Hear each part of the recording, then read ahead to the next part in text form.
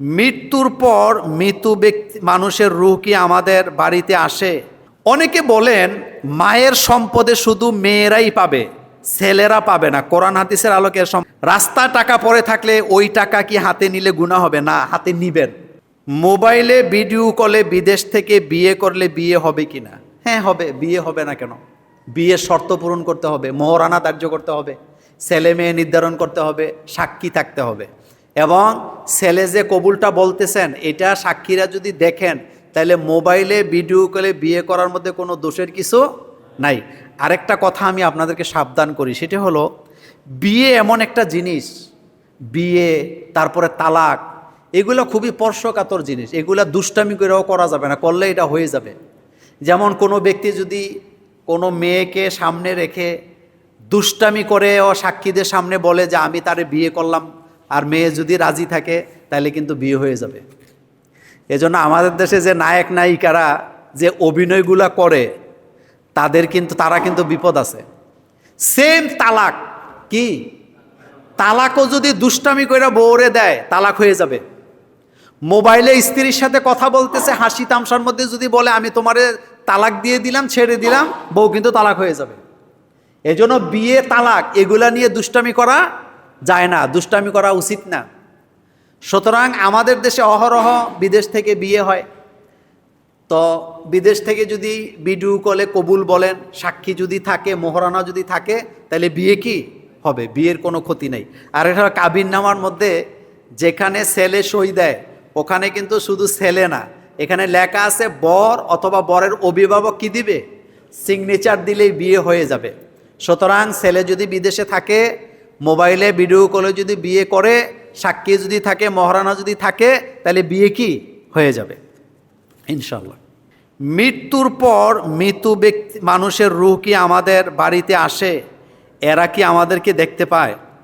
দেখেন, মানুষ যখন মারা যায়, যাকে কবর দেয়া হয়, এই ব্যাপারে একটি হাদিস আসছে। রাসূল সাল্লাল্লাহু আলাইহি ওয়াসাল্লাম বলেছেন যে মৃত ব্যক্তিকে যখন কবরে রাখা হয় বা কবর দেওয়া হয়, ওই কবরের পাশে তারা যখন গিয়ে সালাম দেয়, মৃত ব্যক্তি তার রুহের অর্থাৎ ওই জগৎ থেকে, আলমে বারজাক যেটা, কবরের জিন্দিগি থেকে সে অনুধাবন করতে পারে যে তাকে কেউ সালাম দিছে এবং সে সালামের জবাবও কি দিতে পারেন। আরেকটা বিষয় হলো মানুষ যখন মারা যায়, মারা যাওয়ার পরে বিভিন্ন দুর্বল সনদে আসছে তার জন্য কে কি করতেছেন, কে বাঁশ কাটতেছে, কে কবর করতেছেন, কারা তার জানাজা আসছে, এটা সে কি অনুধাবন করতে পারেন। কিন্তু এখানে যে প্রশ্নটা করা হয়েছে আমাদের বাড়িতে আসে, এর অর্থ এই নয় যে প্রতিদিন আপনার বাড়িতে এটা আসে। মরা মানুষ যখন মরে যায় তখন সে দুনিয়ার জিন্দিগি থেকে আরেকটা জীবনে চলে যায়, তখন তার রূহটা শুধুমাত্র হয় ইল্লিনে যাবে, না হয় সিজ্জিনে যাবে। আর তার কবরের পাশে গিয়ে যদি কেউ সালাম দেয় তাইলে সে সালামটা কি করতে পারে, অনুধাবন করতে পারেন এবং তিনি সালামের জবাব দেন। নর্মালি আমাদের মতো করে ডেইলি আপনার বাড়িতে 1-2 বার আসবে, সপ্তাহে আসবে, এ ধরনের কোনো হাদিস আসে নাই। রাসূল সাল্লাল্লাহু আলাইহি ওয়াসাল্লাম এরকম কথা বলেন নাই। কিন্তু মৃত্যুর পরপর কবরস্থ করার আগে পর্যন্ত তার সাথে কি ঘটতেছে, কি হচ্ছে, সে এটা কি অনুধাবন করতে পারে। তবে এটা আরেকটা জগৎ থেকে রুহের মাধ্যমে, সরাসরি বডি দিয়ে কিছুই তার সাথে কি হয় না। আবার আরেকটি হাদিসে রাসূল সাল্লাল্লাহু আলাইহি ওয়াসাল্লাম বলেছেন, মৃত ব্যক্তিকে দাফন করার আগ পর্যন্ত তার যে লাশ আছে, এই লাশের সাথে তোমরা বেয়াদবি করো না, কারণ মৃত লাশেরাও কি ব্যথা পায়। তোমরা জীবিতরা যেমন ব্যথা পাও, তারাও কি পায়, ব্যথা পায়। কিন্তু মৃত ব্যক্তির লাশ প্রতিদিন প্রতি সপ্তাহে আপনার বাড়িতে আসে, এই ধরনের কোনো হাদিস কি নাই, কোরআনেও নাই, হাদিসেও নেই। অনেকে বলেন মায়ের সম্পদে শুধু মেয়েরাই পাবে, ছেলেরা পাবে না। কোরআন হাদিসের আলোকে এর সমাধান কি? আমিও মাঝে মধ্যে এই কথাটা সমাজে শুনি যে মেয়ের নামে কোনো মায়ের নামে কোনো জমি থাকলে বা বাড়ি থাকলে এটা কে পায়, মেয়ে পায়। এ কথাটা সম্পূর্ণ ভুল। এটা আমাদের দেশে কারা ছড়াইছে আমরা জানি না। শুনেন, মূল কথা হলো বাপের রেখে যাওয়া সম্পদে মৃত্যুর পরে কোরআনের আইন অনুযায়ী ছেলে মেয়েদের মধ্যে যেভাবে বন্টন হয়, ছেলে পাবে 2 ভাগ, মেয়ে পাবে 1 ভাগ। সেম কন্ডিশনে মায়ের নামেও যত স্থাবর অস্থাবর সম্পদ থাকবে, অর্থাৎ মাও যে সম্পদ রেখে যাবেন সেম বাপের সম্পদ যেভাবে ভাগ হয়েছে সেম ভাবে ভাগ হবে। ছেলেরা পাবে 2 ভাগ, মেয়ে পাবে কয় ভাগ? 1 ভাগ। কথা কি বুঝে আসছে? কথাটা আরেকটু ক্লিয়ার করি। বাপের সম্পদে বাপ মারা গেলেন, ছেলে একজন মেয়ে একজন রেখে গেলেন, সম্পদকে 3 ভাগ করা হবে। 2 ভাগ পাবে ছেলে, 1 ভাগ পাবে কে? মেয়ে। সেম কোনো মা যেই সম্পদ রেখে যাবেন ওই মায়ের বেলাও কি একই ভাগ, অর্থাৎ এক কথায় বাপের সম্পদ ছেলে মেয়ের মধ্যে যেভাবে ভাগ হয়, ছেলে পাবে 2 ভাগ, মেয়ে পাবে 1 ভাগ। মায়ের সম্পদেও সেম ভাগ হবে, ছেলে পাবে 2 ভাগ, মেয়ে পাবে 1 ভাগ। কথা কি বুঝাইতে পারলাম? এভাবেই ভাগ হবে।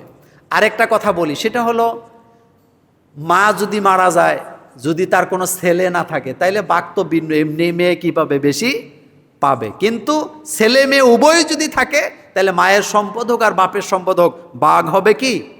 ওই ছেলে মেয়ে বাপের সম্পদের মতোই মায়ের সম্পদ ভাগ হবে। রাস্তা টাকা পড়ে থাকলে ওই টাকা কি হাতে নিলে গুনাহ হবে? না, হাতে নিবেন।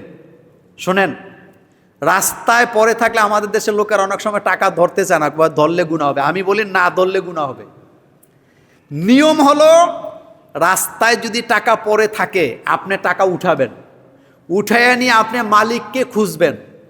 মালিক যদি না পান আপনি নিজে টাকা খরচ করতে পারবেন, তবে নিয়ত থাকবে যদি কোনোদিন মালিক ফেরত আসে তাহলে আমি মালিকরে কি টাকাটা দিয়ে দিব। আর আপনার যদি অবস্থান ভালো হয় তাহলে আপনি এই টাকা দান করে দিতে পারবেন। কিন্তু দান করলে আরেকটা মুশকিল আছে, সেটা হলো আপনি রাস্তায় টাকা পাইছেন, পাওয়ার পরে টাকাটা আপনি দান করে দিলেন। দান করার পরে টাকার প্রকৃত মালিক যদি পাওয়া যায় আর ওই মালিক যদি টাকা দাবি করে তাহলে আপনি টাকা ফেরত দিতে হবে। এজন্য উত্তম হলো আপনি নিজে কি করা? ব্যবহার করা বা টাকাটা খরচ করা এই নিয়তে যে মালিক পাইলে আমি তাকে কি করব? দিয়ে দেব। আর যদি দান করেন ওই স্রোত, এটা দান করলে মালিক পাওয়া গেলে আপনাকে দিতে হবে। সুতরাং আপনি ব্যবহারও করতে পারেন, আপনি এটা দান করেও দিতে পারেন। কিন্তু মালিক পাওয়া গেলে মালিক যেই সিদ্ধান্ত দিবে, সিদ্ধান্ত কি? সেটাই হবে। আরেকটা কথা বলে রাখি, রাস্তাঘাটে কোনো কিছু পাওয়া গেলে এটা উঠাবেন, কারণ আপনি ভালো মানুষ, আপনি উঠাইলে এটার আসল মালিক পাওয়ার কি সম্ভাবনা আছে। কিন্তু আপনি যদি না উঠান তাহলে এটা যদি খারাপ মানুষের হাতে পড়ে, এটা কি প্রকৃত মালিক আর পাবে না। যেমন গতকালকে পত্রিকায় পড়লাম একজন অটো রিক্সাওয়ালা, তার রিক্সার মধ্যে 11 লক্ষ টাকা না কত লক্ষ টাকা ফেলে চলে গেছে। হ্যাঁ, 15 লক্ষ। কিন্তু সে কিন্তু টাকাটা প্রকৃত মালিকের কাছে দিছে, যেহেতু তার দুনিয়াবি কোনো লোভ ছিল না। ভালো মানুষ বলেই তো সে এই কাজটা করছে। এজন্য ভালো মানুষ যারা রাস্তায় টাকা পড়ে থাকতে দেখলে আপনি অবশ্যই টাকা কি করবেন? উঠাবেন এবং সেটাকে আপনি এইভাবে খরচ করবেন, যেভাবে আমি বলে দিলাম আর কি।